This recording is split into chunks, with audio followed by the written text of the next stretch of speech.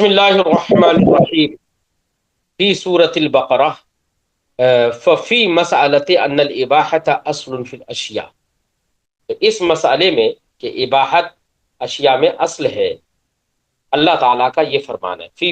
ففی مسئلہ یہ خبر مقدم ہے، قولہ تعالی یہ مبتدا مؤخر ہے۔ تو اس مسئلے میں کہ اشیاء میں اصل اباحت ہے، اللہ کا یہ فرمان ہے۔ کیا ہے اللہ کا فرمان؟ هو الذی خلق لکم ما فی الارض جمیعا، وہی ذات ہے جس نے تمہارے لیے وہ ساری چیزیں پیدا کی جو کہ زمین میں ہیں۔ ثم استوى الى السماء فسواهن سبع سماوات وهو بكل شيء علیم، پھر آسمان کی طرف استوا فرمایا اپنی شایان شان، فسواهن سبع سماوات، پھر 7 آسمان بنائے، برابر کیے، ہموار کیے، وهو بكل شيء علیم، اور وہ ہر چیز کا جاننے والا ہے۔ اب یہاں پر صاحب تفسیرات احمدیہ ایک مسئلہ ذکر کر رہے ہیں اور آیت کریمہ ہی سے استدلال کر رہے ہیں۔ وہ یہ ہے کہ بہت سارے علماء حنفیہ، بہت سارے علماء معتزلہ اس بات کے قائل ہیں کہ اشیاء کے اندر اباحت اصل ہے۔ اباحت کا مطلب جس کے کرنے نہ کرنے میں نہ کوئی گناہ ہو نہ ثواب ہو۔ تو بہت ساری جماعتیں اس بات کی قائل ہیں، احناف سے بھی، شوافع سے بھی اور معتزلہ سے، مطلب بہت سارے لوگ اس بات کے قائل۔ معتزلہ تو قائل ہی اسی کے، کیا اشیاء کے اندر اصل اباحت ہے۔ ان اشیاء کی بات چل رہی ہے، یاد رکھنا، جن اشیاء کے تعلق سے، جن اشیاء کے حرمت وغیرہ پر کوئی دلیل قائم نہ ہو، ان اشیاء کی بات چل رہی ہے جن کی حرمت پر قرآن پاک یا حدیث میں، ہماری شریعت میں کوئی دلیل نہ قائم کی گئی ہو، جس کی حرمت کسی دلیل سے ثابت نہ ہو، ایسی اشیاء، یا جب تک ہماری شریعت میں اس کا کوئی حکم موجود نہ ہو۔ اب یہاں پر ایک چیز اور بتا دوں، اباحت کی جب بات آئی ہے تو ایک چیز اور بتا دوں۔ اباحت کی 2 قسمیں ہوتی ہیں۔ اباحت تو اسی کو کہتے ہیں کہ کسی چیز کے کرنے نہ کرنے میں نہ ثواب ہو نہ عقاب ہو، تو کہیں گے کہ وہ چیز مباح ہے، اور ثواب و عقاب کا نہ ہونا یہی اباحت ہے۔ پھر یہ اباحت کی بیٹا 2 قسمیں ہوتی ہیں، ایک اباحت اصلیہ کہلاتی ہے، اور ایک اباحت وضعیہ کہلاتی ہے۔ دو قسم کی اباحت ہوتی ہے۔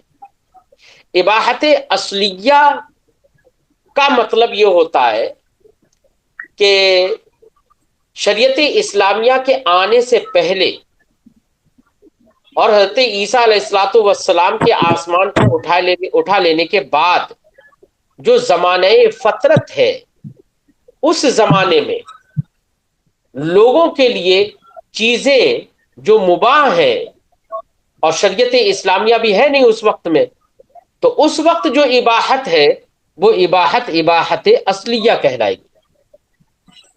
شریعت اسلامیہ جب آئی تو شریعت اسلامیہ نے بہت ساری چیزوں کو حرام قرار دیا، بہت ساری چیزوں کو مکروہ قرار دیا،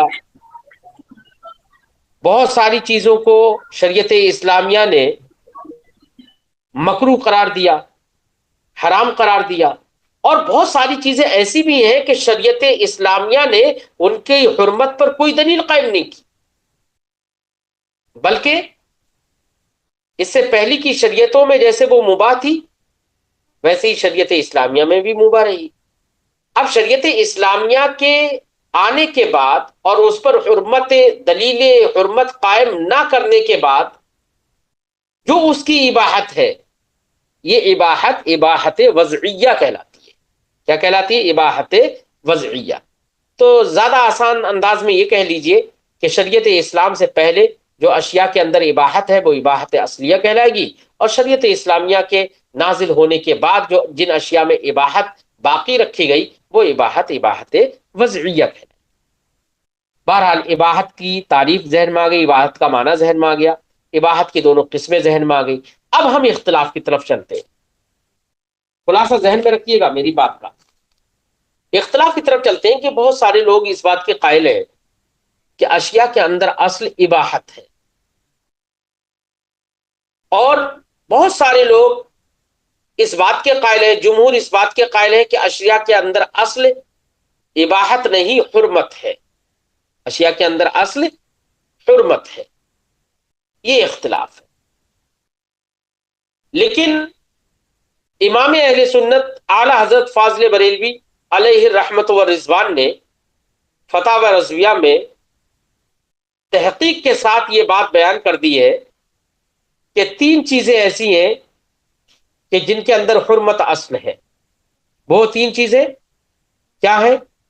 دماء یعنی خون، جیسے کہ گوشت وغیرہ گوشت وغیرہ ہوتے ہیں جن میں خون ہوتا ہے، دماء، فروج شرمگاہیں، اور مضر چیزیں، نقصان دہ چیزیں، زہریلی چیزیں۔ تو اگر کوئی چیز دماغ کی قبیل سے ہے، خون کی قبیل سے ہے، فروج شرمگاہیں اور مضر چیزیں، یہ 3 چیزوں کو امام اہل سنت نے فرمایا کہ ان 3 چیزوں کی قبیل سے، 3 قبیل سے کوئی چیز اگر ہوتی ہے تو ان میں حرمت اصل ہے۔ اباحت کے لیے دلیل چاہیے، جیسے فروج حرام ہے، شرمگاہ کا استعمال حرام ہے، اس کی اباحت کے لیے شریعت نے طریقہ نکالا کہ نکاح کرے۔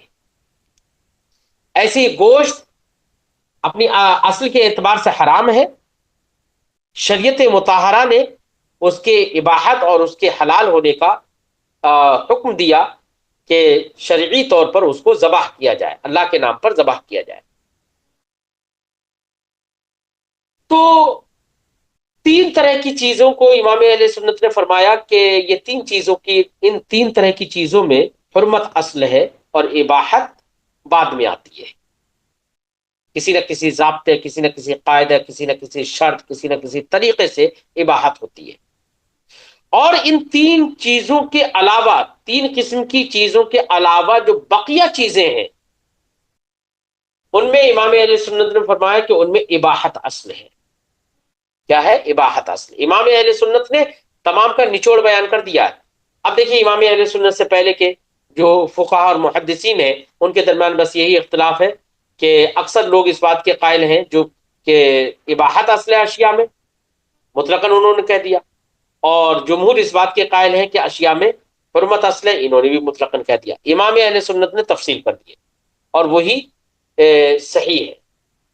اب دیکھیے، جنہوں نے یہ کہا کہ اباحت اصل ہے، اشیاء میں اباحت اصل ہے، انہوں نے اسی آیت کریمہ سے استدلال کیا ہے۔ انہوں نے یہ کہا کہ اللہ تعالیٰ نے فرمایا هو الذی خلق لکم، وہی ذات ہے جس نے تمہارے لیے وہ ساری چیزیں پیدا کی جو زمین میں ہے۔ تو زمین میں ساری چیزوں کو، جو بھی ساری چیزیں جمیعہ کہا گیا، هو الذی خلق لکم ما فی الارض جمیعا، جو کچھ زمینوں میں ہے وہ ساری چیزیں تمہارے لیے اللہ نے پیدا کی، تمہارے لیے پیدا کیے۔ تو لکم میں جو لام ہے وہ انتفاع کے لیے، لام انتفاع کے لیے آتا ہی ہے، تو لکم میں لام انتفاع کے لیے، اور جب لکم میں لام انتفاع کے لیے ہے تو اب ایسی صورت میں مطلب یہ ہوا کہ اللہ نے زمین کی ساری چیزوں کو تمہارے نفع کے لیے پیدا کیا، اور جب سب چیزیں نفع بخش ہو گئی تو اب ایسی صورت میں ان سے نفع اٹھایا جائے گا، بغیر کسی قید و بند کے ان سے نفع اٹھایا جائے گا، اور نفع اٹھانا ان سے، یہی تو اباحت ہے۔ تو اس آیت کریمہ سے استدلال کیا اس بات پر کہ اشیاء کے اندر اصل اباحت ہے۔ بات سمجھ میں آئی؟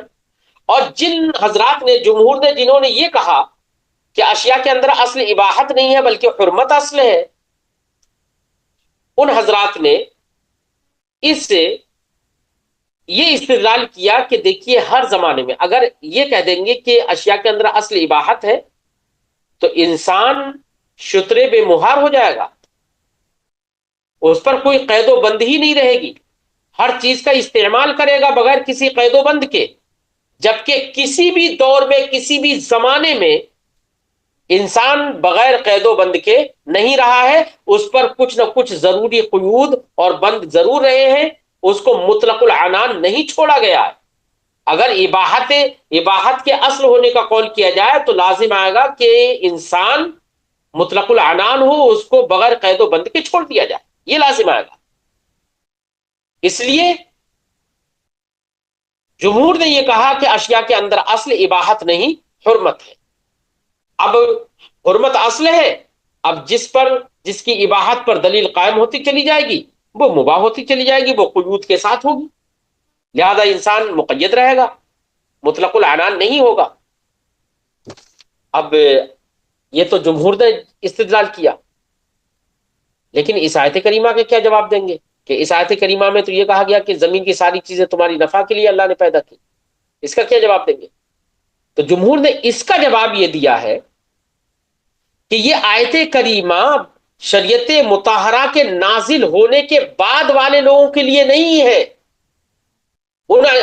شریعت مطہرہ کے نازل ہونے کے بعد اشیاء کے بارے میں نہیں ہے، بلکہ یہ آیت کریمہ ان اشیاء کے بارے میں ہے جو اشیاء زمانے فطرت میں تھی، جب لوگوں کے پاس کوئی دین نہیں تھا، شریعت اسلامیہ بھی نہیں آئی تھی، شریعت عیسیٰ علیہ الصلوۃ والسلام میں تغییر و تبدیل کر دی گئی تھی۔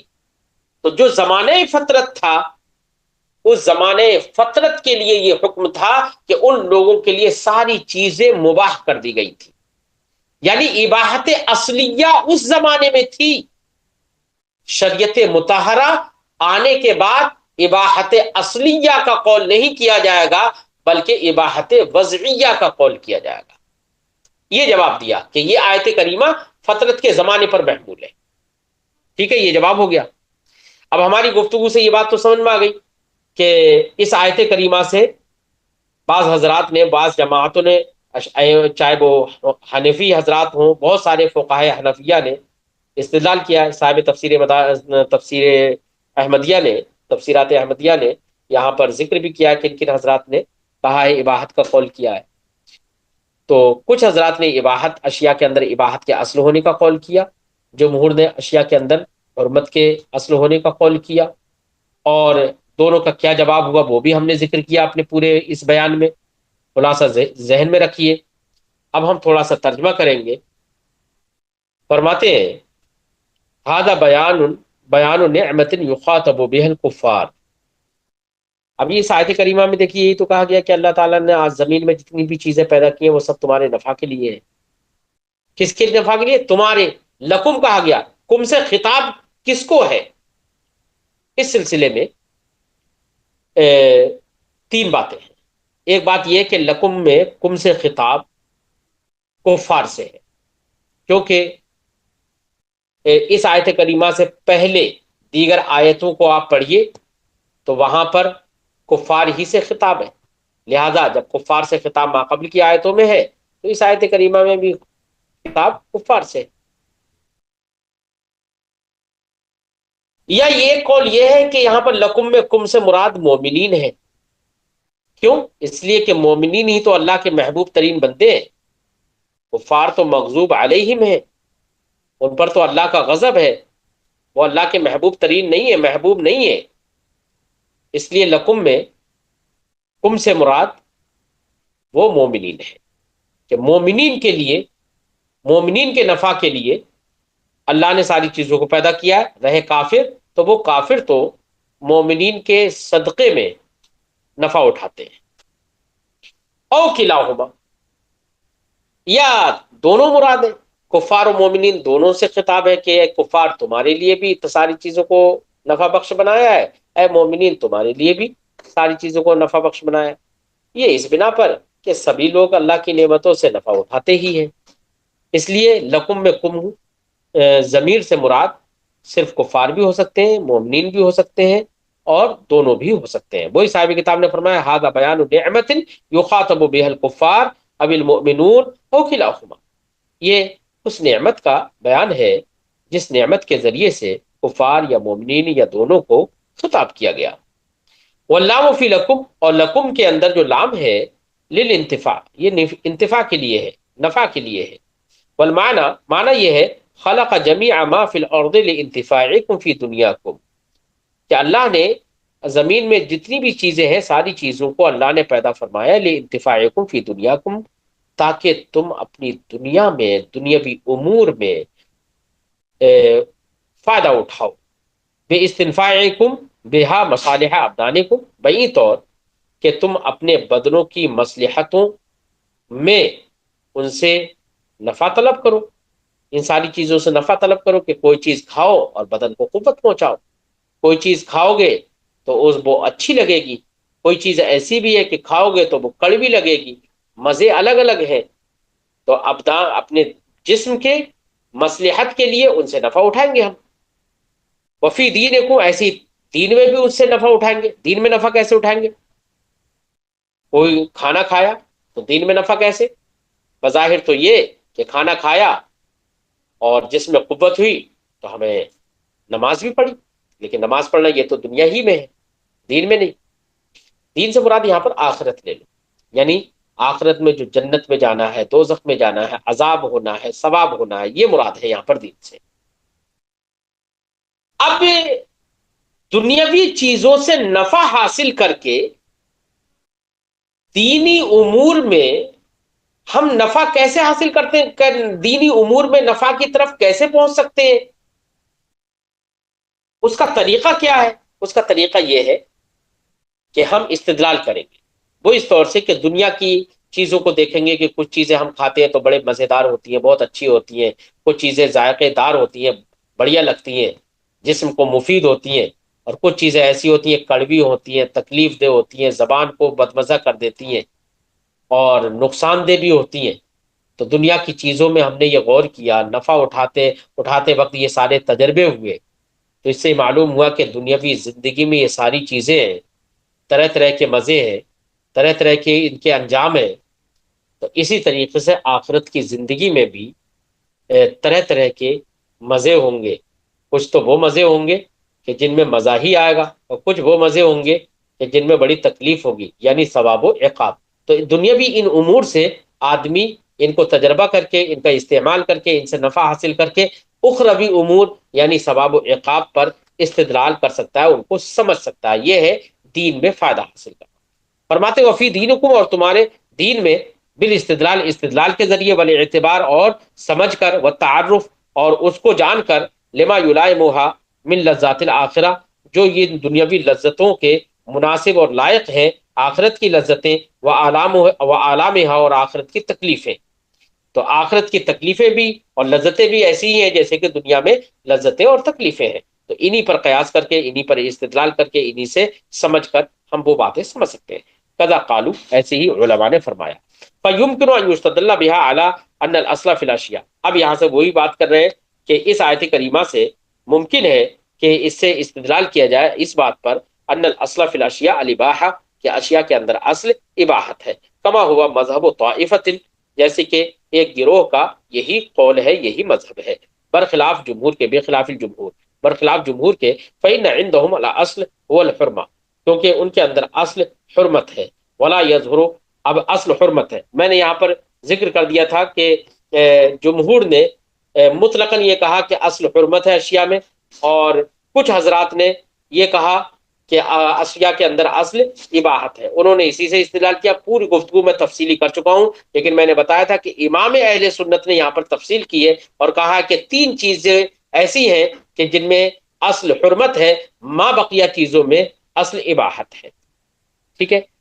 ولا یظہر ثمرته الا فی قولہ علیہ السلام، اب یہاں پر ثمرہ کا بیان کر رہے ہیں، جو اختلاف ہوا کہ بعض نے کہا کہ اصل ہے اشیاء میں اباحت، اور بعض نے کہا کہ اشیاء میں اصل ہے حرمت۔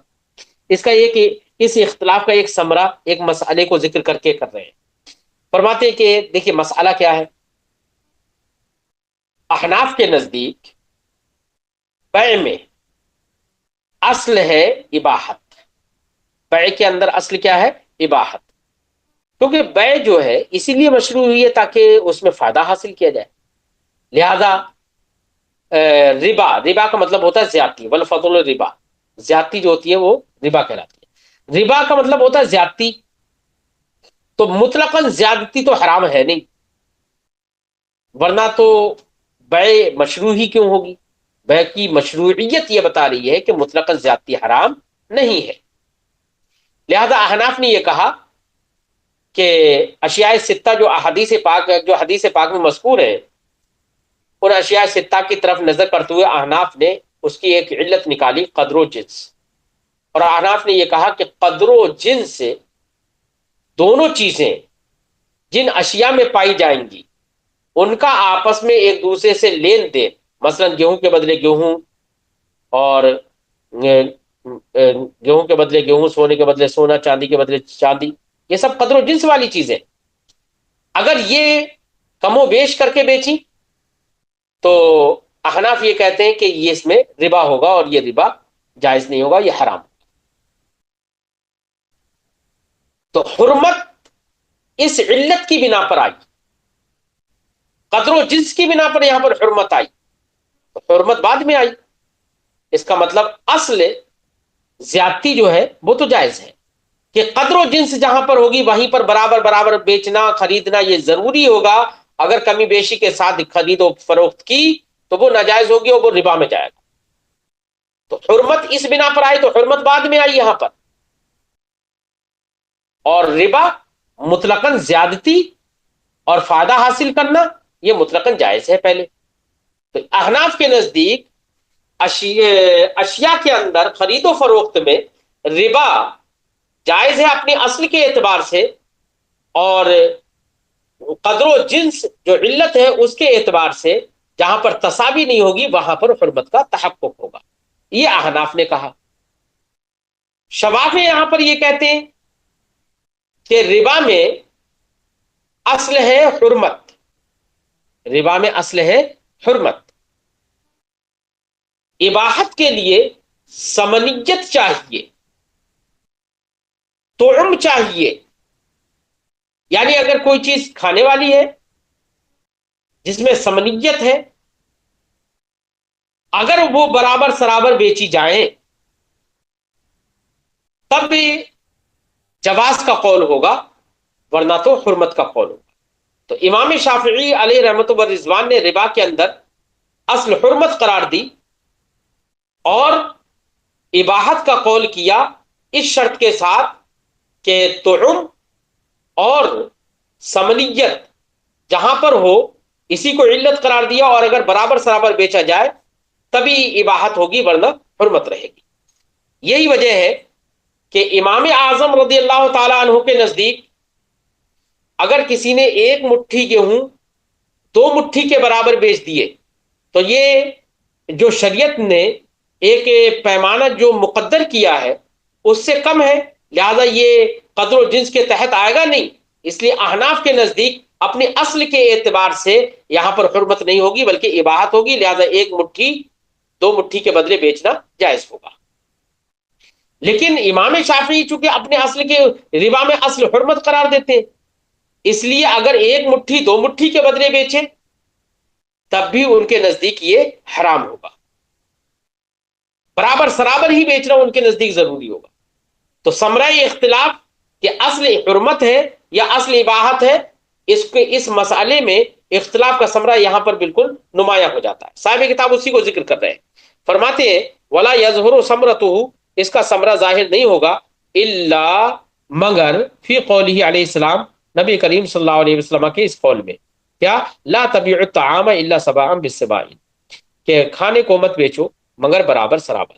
فإن عندنا الاصل هو اباحۃ الربا، تو ہم احناف کے نزدیک اصل ربا یعنی زیادتی کی اباحت ہے، حتی یعفو عند عدم القدر والجنس، یہاں تک کہ وہ زیادتی معاف ہوتی ہے جو زیادتی قدر و جنس کے نہ ہونے کے وقت میں ہو، یعنی جہاں پر 2 چیزوں کا جو لین دین ہو رہا ہے وہ قدر و جنس کی قبیل سے نہیں ہے، تو وہاں پر اگر کمی بیشی کر کے بیچا خریدا تو وہ معاف ہے، وہاں پر زیادتی معاف ہے اور جائز ہے۔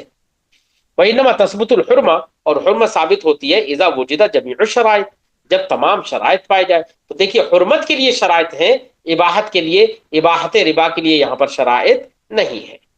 تو احناف نے یہاں پر کہا کہ اباحت اصل ہے۔ فرماتے ہوئے عند الشافعی الاصل هو الحرمہ، اور امام شافعی کے نزدیک اصل حرمت ہے، فی کل حال، ہر حال میں، والمساوات مخلص منہا، اور مساوات جو ہے برابر سرابر بیچنا اور خرید و فروخت کرنا، یہ اس حرمت سے رستگاری دلانے والا ہے۔ مخلص یعنی رستگاری دلانے والا ہے، اسے چھٹکارا دلانے والا ہے، حرمت سے چھٹکارا دلانے والی ہے مساوات، برابری۔ کما ذکر فی الہدایہ، جیسے کہ ہدایہ مذکور ہے فی باب الربا، باب ربا میں، لأن ذلك مبنی علی اصل آخر، کیونکہ یہ مبنی ہے ایک دوسری اصل پر، مختلف فی ہے، جو کہ دوسری اصل مختلف فی ہے، معروف ہے، مشہور ہے۔ کیا ہے دوسری؟ وہی کہ اختلاف علت میں ہے اصل۔ میں نے ابھی جیسے ذکر کیا کہ امام شافعی کے نزدیک طعم اور سمنیت علت ہے، اور امام اعظم کے نزدیک قدر و جنس علت ہے۔ پوری تفصیل میں ذکر کر چکا ہوں۔ وبالجملہ، خلاصہ، بہرحال یہاں تک یہ بات ہو گئی، پھر آگے فرماتے ہیں بالجملہ ففی الآیت دلیل علی کون الاباحۃ اصلا، اس آیت کریمہ میں دلیل ہے اس بات پر کہ اباحت اصل ہے اشیاء کے اندر، جیسے کہ بعض لوگوں نے کہا سر رہا، یہ خود سے نہیں کرے، فرماتے ہیں سر رہا بھی صاحب الکشاف، صاحب کشاف علامہ جار اللہ زمخشری معتزلی، انہوں نے اس کی صراحت کی، ایسو قالا کہ انہوں نے کہا قد استدل بقوله تعالی خلق لكم على ان الاشیاء التي يصلح ان ينتفع بها ولم تجري مجرى المحظورات في العقل خلقت في الاصل مباحة مطلقا لكل احد۔ علامہ جار اللہ زمخشری علیہ رحمۃ و رضوان نے کہا، یہ معتزلی ہیں یاد رکھیے، لیکن بہت بڑے عالم ہیں، ان کی باتوں سے استدلال بھی کیا جاتا ہے۔ حیث قال قد استدل بقولی، استدلہ نہیں، استدل مجہول پڑھو، کہ استدلال کیا گیا ہے اللہ تعالیٰ کے اس قول خلق لکم سے، کس بات پر؟ علی ان الاشیاء التی یصلح، کہ اس بات پر استدلال کیا گیا کہ اشیاء جو کہ صلاحیت رکھتی ہیں اس بات کی ان ينتفع بها، کہ ان سے نفع حاصل کیا جائے، ولم تجری مجرى المحظورات، اور ممنوعات کے درجے میں وہ نہیں ہے، ممنوعات نہیں، یعنی فی العقل، عند العقل وہ ممنوع اور محظور نہیں ہے، ولم تجری مجرى المحظورات، محظورات یعنی ممنوعات کی جگہ میں وہ جاری نہیں ہوتی ہے، یعنی ممنوعات کی قبیل سے نہیں ہے عند العقل۔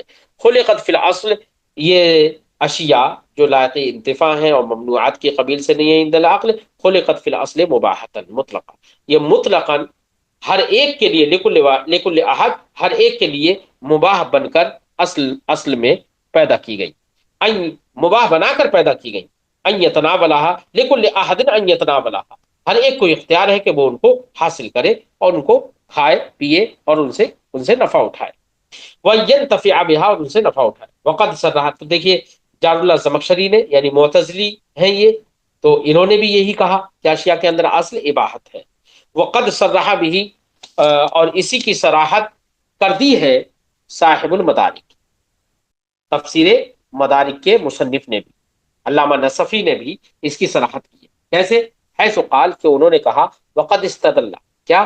دیکھیے علامہ نصفی نے کچھ حنفی فقہاء کرام کا قول نقل کیا، انہوں نے کہا وقد استدل القرقی، امام کرقی نے استدلال کیا، وہ ابو بکر الرازی، اور امام ابو بکر الرازی نے استدلال کیا، والمعتزلہ، اور معتزلہ نے استدلال کیا، بقولہ تعالی، اللہ تعالیٰ کے اس قول سے، کس سے؟ خلق لکم، اس سے استدلال کیا کس پر؟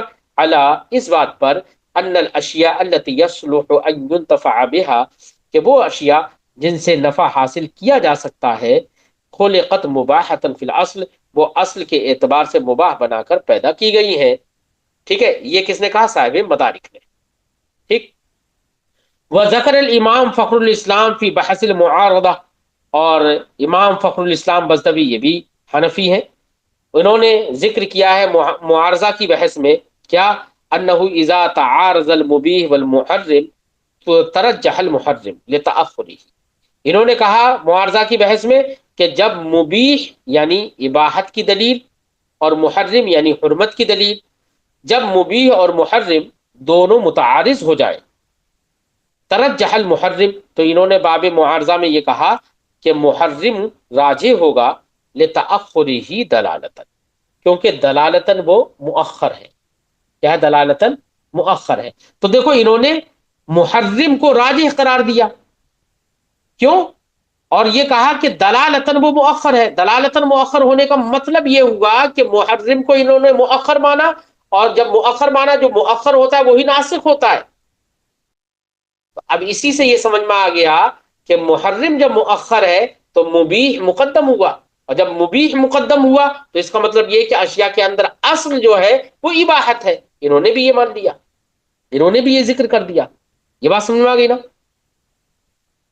دلالتا فإن الإباحة لما كانت أصلية في الأشياء كان المحرم لتأخره ناسخا للمبيح. فرمایا کہ اباحت جب اشیاء کے اندر اصل ہے تو محرم اپنے مؤخر ہونے کی وجہ سے مبیح کے لیے ناسخ ہوگا. تو محرم کو دیکھیے بعد میں مانا مؤخر مانا، تو اس کے لیے مؤخر ہی ناسخ ہوتا ہے، تو اسی لیے محرم کو ناسخ قرار دیا مبیح کے لیے، اور مبیح کو مقدم مان لیا. لہذا اباحت جب اصل ہے تبھی تو مبیح کو مقدم مانا اور محرم کو مؤخر مانا. اب چلیے یہ تو اس صورت میں ہو گیا کہ جبکہ محرم کو مؤخر مانے تو وہ مبیح کے لیے ناسخ ہوگا، اور عمل کس پر ہوگا؟ محرم پر، اور ترجیح کس کو ہوگی؟ محرم کو. یہ تو اس صورت میں ہو گیا کہ جب اشیاء کے اندر اصل اباحت مانے. لیکن اگر اشیاء کے اندر اصل اباحت نہ مان کر حرمت مانے، کیا مانے؟ اشیاء کے اندر اصل حرمت مانے، تو اب ایسی صورت میں تو مبیح بعد میں آئے گا، اور پھر بھی اس چیز کو حرام قرار دیا جا رہا ہے.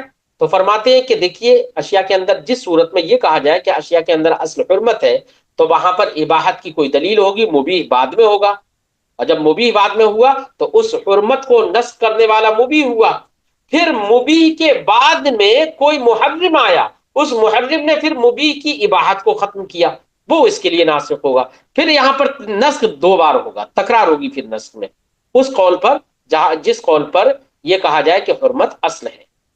فرماتے ہیں اما اذا عملنا بالمبیح، لیکن جب ہم عمل کریں مبیح پر، یعنی ترجیح دیں ہم مبیح کو، وجعلناہ مؤخرا، اور مبیح کو ہم مؤخر قرار دیں، تکرر النسخ، تو ایسی صورت میں نسخ مکرر ہوگا.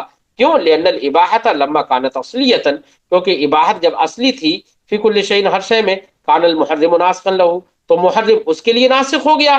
ثم کان المبیح العارضی، پھر مبیح عارضی ناسخ ہوگا للمحرم، محرم کے لیے. تو پہلے اباحت تھی، محرم اس کے لیے ناسخ، پھر اس محرم کے لیے ناسخ کون ہوا؟ مبیح بعد میں، جب مبیح پر ہم عمل کریں تو تکرار نسخ میں تکرار ہو گئی. اور اگر یہی بات چلے گی اس میں جہاں پر حرمت اصل مانے، تو حرمت اصل مانیں گے تو پھر بعد تو اصل ہو گئی حرام حرمت، اب بعد میں ہم مبیح پر عمل کریں، اب مبیح پر جب عمل کریں گے تو اس کا مطلب مبیح کو ہم نے ناسخ مان لیا. پھر بعد میں پھر محرم عارضی اس کو عارض ہوا تو پھر اس اباحت کا ہم نے نسخ مان لیا. جو صورت میں بھی یہی بات ہوگی، تکرار نسخ. فرماتے ثم قال وهذا بناء على قول من جعل الاباحة اصلا، پھر یہ ذکر کرنے کے بعد انہوں نے یعنی امام فخر الاسلام نے یہ کہا کہ هذا بناء على قول من، یہ بنا کرتے ہوئے ہے یعنی ان لوگوں کے قول پر بنا کرتے ہوئے ہے، من جعل الاباحة اصلا، جنہوں نے اباحت کو اصل قرار دیا. ولسنا نقول بهذا، اور ہم اس کے قائل نہیں ہیں، یعنی امام فخر الاسلام اباحت کے اصل ہونے کے قائل نہیں ہیں. وہ کہتے ہیں ولسنا نقول بهذا، ہم اس کے قائل نہیں ہیں فی اصل الوضع، اصل وضع میں. دیکھیے فی اصل الوضع انہوں نے لفظ بول دیا، وہی میں نے شروع میں جو کہا تھا کہ ایک اباحت اصلیہ ہوتی ہے، ایک اباحت وضعیہ ہوتی ہے. یعنی امام فخر الاسلام یہ تو کہہ رہے ہیں کہ یہ جو بات کہی ہے جن لوگوں نے اباحت کے اصل کا قول کیا ہے، ہم اباحت اصلیہ کا قول فطرت کے زمانے کے لیے مانیں گے اور فطرت کے زمانے پر محمول کریں گے. اصل وضع میں یعنی اباحت وضعیہ میں ہم اس کو نہیں مانتے، ہم اس کا قول نہیں کرتے. بات سمجھ میں آ گئی؟ یعنی شریعت اسلامیہ کے نازل ہونے کے بعد ہم اس میں اباحت اصلیہ کا قول نہیں کرتے، بلکہ اباحت وضعیہ کا قول کریں گے. اگر شریعت نے اس کو باقی رکھا ہے تو ہم کہیں گے کہ یہ اباحت وضعیہ ہے، اصلیہ نہیں ہے. وہی فرماتے ولسنا نقول بهذا، ہم اس کے قائل نہیں ہیں فی اصل الوضع، اصل وضع میں. کیوں؟ لأن البشر، وجہ اس کی ہے لأن البشر لم یترکوا سدى، کیونکہ انسان کو شتر بے مہار اور آوارہ نہیں چھوڑا گیا فی شیء من الزمان، کسی بھی زمانے میں. وانما هذا بناء على زمان الفترہ، اور یہ جو آیت کریمہ میں جو کہا گیا ہے جس سے یہ سمجھ میں آ رہا ہے کہ اباحت اصل ہے نا، یہ زمانے فطرت پر بنا کرتے ہوئے ہے، قبل شریعتنا، ہماری شریعت سے پہلے. یعنی ان جعل المحرم، یعنی محرم کو ناسخ قرار دینا، ناسخ قرار دینے کا مطلب یہی کہ اباحت پہلے مان لی، اصل مان لی، یعنی محرم کو ناسخ قرار دینا بنا کرتے ہوئے ہے علی قول من، اس کے قول پر، من جعل الاباحۃ اصلا، جنہوں نے اباحت کو اصل قرار دیا فی الاشیاء، اشیاء میں، کل کرخی، جیسے کہ امام کرخی، امام ابوبکر رازی، اور وطائفۃ من الفقہاء الحنفیہ، اور ایسی فقہاء حنفیہ کی ایک جماعت، و شافعیہ، اور فقہاء شافعیہ کی ایک جماعت، و جمہور المعتزلہ، اور جمہور معتزلہ، ان تمام نے جو اباحت اصلیہ کا قول کیا، اس پر بنا کرتے ہوئے کہ محرم ناسخ ہے، یہ قرار دینا، یہ بنا اباحت اصلیہ کے قول پر بنا کرتے ہوئے ہے، فرماتے ہیں لسنا نقول بکون اباحت اصلا فی الوضع، ہم اس بات کے قائل نہیں ہیں کہ اباحت وضع میں اصل ہے، یعنی ہم اباحت اصلیہ کو ہم محمول کریں گے فطرت کے زمانے پر، اباحت وضعیہ کا قول نہیں کریں گے، ہم یہ نہیں کہیں گے کہ شریعت کے نازل ہونے کے بعد بھی اباحت اصل ہے۔ کیوں؟ لأن عباد اللہ تعالی لم یترکوا محملا، کیونکہ اللہ کے بندوں کو محمل اور آوارہ اور بغیر قید و بند کے نہیں چھوڑا گیا، فی شیء من الزمان، کسی بھی زمانے میں، ولو کان الاباحۃ اصلا، اگر اباحت اصل ہوتی، لکانوا محملین غیر مکلفین، تب تو لوگ جو تھے، لوگ محمل اور غیر مکلف، بغیر قید و بند کے شتر بے مہار ہو جاتے۔ وَإِنَّمَا جَعَلْنَا الْمُبِيحَ أَصْلًا، ہم نے مبیح کو اصل قرار دیا، والمحرم ناسخا، اور محرم کو ناسخ قرار دیا ہے، بناء علی زمان الفترہ۔ وہ اس کا جواب دے رہے ہیں کہ آیت کریمہ کا جواب، کہ آیت کریمہ میں تو یہی سمجھ میں آ رہا ہے کہ اصل اباحت ہے، تو اصل اباحت ہے تو مبیح پہلے ہوگا، اور محرم بعد میں ہوگا تو محرم ناسخ ہوگا، ہم نے یہی کہا۔ تو آیت کریمہ سے جو سمجھ میں آ رہا ہے، اس کو ہم نے کس پہ محمول کیا؟ زمانے فطرت پر۔ وہی فرماتے ہیں وَإِنَّمَا جَعَلْنَا الْمُبِيحَ أَصْلًا، ہم نے مبیح کو اصل قرار دیا اور محرم کو ناسخ قرار دیا اس آیت کریمہ کی بنا پر، بناء علی زمان الفطرہ، زمانے فطرت پر بنا کرتے ہوئے، کون فطرت نہیں، زمانے فطرت، پاک فتح کے ساتھ، زمانے فطرت پر بنا کرتے ہوئے، بین عیسیٰ و محمد، زمانے فطرت ہے کیا؟ وہ زمانہ جو کہ حضرت عیسیٰ علیہ السلام اور حضرت محمد نبی کریم علیہ تحیت و تسلیم کے درمیان ہے، قبل شریعت نے، ہماری شریعت سے پہلے۔ فإنه كان الاباحہ اصلا، تو اس زمانے میں اباحت اصل تھی، حینئذ، اس وقت، ثم بعث نبینا علیہ السلام، پھر ہمارے نبی کو مبعوث کیا گیا، یبین الاشیاء المحرمہ، کہ وہ اشیاء محرمہ کو بیان فرماتے ہیں، وبقی ما سواها، تو اشیاء محرمہ کو سرکار نے بیان فرما دیا، اور جن کی حرمت بیان نہیں فرمائی وہ ویسے ہی باقی رہے جیسے پہلے تھے، تو یہ اباحت اصلیہ نہیں، اباحت وضعیہ کہلائے گی۔ فرماتے ہیں پھر نبی کریم صلی اللہ علیہ وسلم کو مبعوث فرمایا گیا کہ وہ اشیاء محرمہ کو بیان کرے، وبقی ما سواها، اور اشیاء محرمہ جن کی حرمت بیان کر دی، ان کے ما سوا جو اشیاء بچیں وہ سب باقی رہ گئی، حلالا مباحا، حلال اور مباح بن کر، ہکذا فی حواشی، اسی طریقے سے اس کے حاشیے میں ہے، یعنی بحث معارضہ جو امام فخر الاسلام نے ذکر کی ہے، بحث معارضہ میں پوری بات، اس کے حاشیے میں ایسے ہی پوری بات مذکور ہے۔ ثم قول الاصل عندنا الاباحہ لا ینافی ان یکون الشیء حراما بعینہ، اب یہاں سے ایک اعتراض کا، ایک شبہے کا جواب دیتے ہیں صاحب کتاب۔ کیا ہے شبہہ اور کیا ہے اس کا جواب، اس کو انشاءاللہ اگلے سبق میں پڑھتے ہیں۔